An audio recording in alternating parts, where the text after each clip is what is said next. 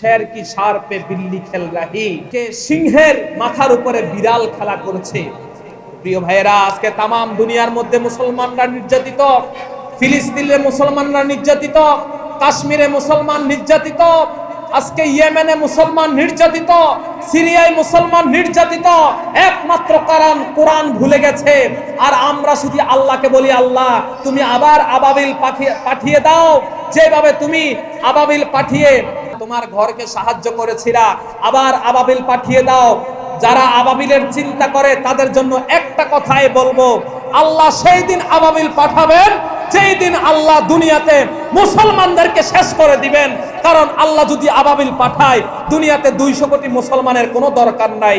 দুনিয়াতে 200 কোটি মুসলমান থাকার পরেও তারা আজকে আবাবিলের চিন্তা করে। আল্লাহ আগে এই মুসলমান, এই দুনিয়াতে মুসলমানদেরকে ধ্বংস করবেন, ধ্বংস করার পরে আবাবিল পাঠাবেন। কারণ মুসলমানদের দরকার নাই, আল্লাহই তো আবাবিল পাঠাবেন। মুসলমানদের কি দরকার? আজকে আমরা বড়ই লজ্জিত, আজকে আমরা মুসলমানরা বড়ই লজ্জিত। 200 কোটি মুসলমান থাকার পরেও, আজকে তুরস্কের মতো দেশ থাকার পরেও, সৌদি আরবের মতো দেশ থাকার পরেও, আজকে মিশরের মতো দেশ থাকার পরেও আজকে আমরা আবাবিলের চিন্তা করি। আল্লাহ আগে তাদেরকে ধ্বংস করবেন, তারপরে আবাবিল পাঠাবেন।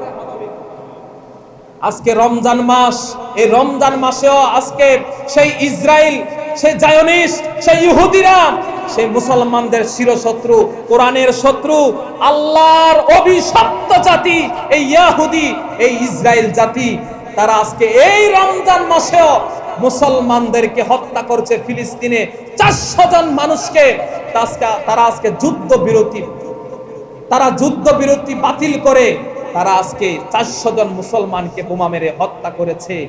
আল্লাহর কাছে জবাব দিতে হবে এই সৌদি আরবকে, আল্লাহর কাছে জবাব দিতে হবে এই তুরস্ককে, আল্লাহর কাছে জবাব দিতে হবে এই আরব কান্ট্রিকে। তাম দুনিয়ার 200 কোটি মুসলমানদেরকে আল্লাহর কাছে জবাব দিতে হবে, কেন তারা সেদিন গর্জে ওঠে নাই, মুসলমানদেরকে রক্ষা করে নাই। ফিলিস্তিনে মুসলমানরা হত্যা হয়, অন্যদিকে মুসলমানরা হাসে।